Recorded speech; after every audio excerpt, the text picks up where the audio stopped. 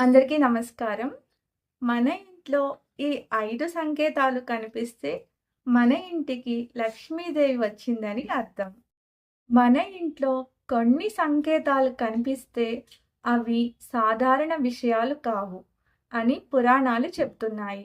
ఎందుకంటే ఆ సంకేతాలు లక్ష్మీదేవి మన ఇంట్లో ప్రవేశించినట్టు సూచిస్తాయి. అచానక్‌గా ధనం రావడం, ఇంట్లో శాంతి పెరగడం, కొన్ని ప్రత్యేకమైన సూచనలు కనిపించడం. ఇవి అన్నీ లక్ష్మీ కటాక్షం అని అంటారు. మరి ఆ సంకేతాలు ఏమిటి? మన ఇంట్లో అవి కనిపిస్తే ఏం చేయాలి? ఇప్పుడు ఆ 5 ముఖ్యమైన సంకేతాల గురించి తెలుసుకుందాం. మొదటి సంకేతం ఇంట్లో తులసి చెట్టు బాగా పెరగడం. పురాణాల ప్రకారం తులసి చెట్టు లక్ష్మీదేవికి ఎంతో ప్రియమైనది.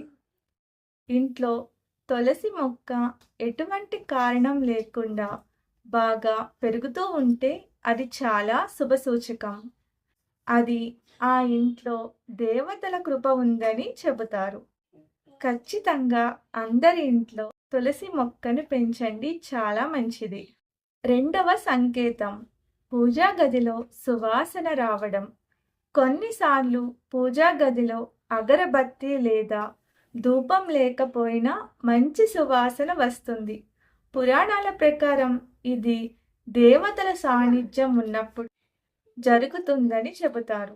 అది ముఖ్యంగా లక్ష్మీదేవి కటాక్షమని భావిస్తారు.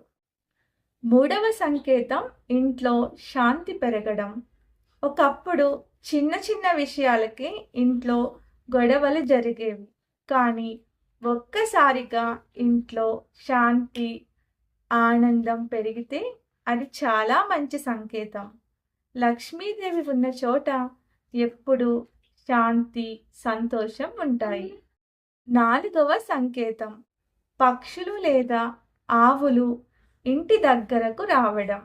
పురాణాలలో చెప్పిన ప్రకారం పక్షులు, ఆవులు ఇంటి దగ్గరకు రావడం శుభసూచకం. అవి దేవతల ఆశీర్వాదానికి సంకేతంగా భావిస్తారు. ఇది ముఖ్యంగా సంపద రావడానికి సూచనగా చెబుతారు. ఐదవ సంకేతం అకస్మాత్తుగా మంచి అవకాశాలు రావడం. చాలా రోజులుగా ఆగిపోయిన పనులు అచానకగా పూర్తి కావడం, డబ్బు రావడం లేదా మంచి అవకాశాలు రావడం. ఇవి అన్నీ కూడా లక్ష్మీదేవి కటాక్షం ఉన్నప్పుడు జరుగుతాయని అంటారు.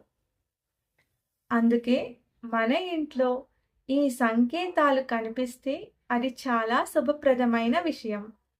అలాంటి సమయంలో దేవుణ్ణి మరింత భక్తితో ప్రార్థించాలి. మన చేతిలోనే ఉందండి. ఇంట్లో గొడవలు పడకుండా సంతోషంగా ఉండాలనేది మన చేతిలోనే ఉంటుంది. అప్పుడు ఖచ్చితంగా లక్ష్మీదేవి స్వయంగా మన ఇంటికి వస్తుంది. లక్ష్మీదేవి కృప మన ఇంట్లో ఎప్పుడూ ఉండాలని కోరుకుంటూ ఈ వీడియోను ఇంతటితో ముగిస్తున్నాను.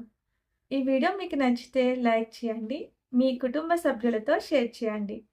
ఇంకా ఇలాంటి భక్తి కథలు తెలుసుకోవాలంటే మా ఛానల్ను సబ్స్క్రైబ్ చేయడం మర్చిపోవద్దు. ధన్యవాదములు.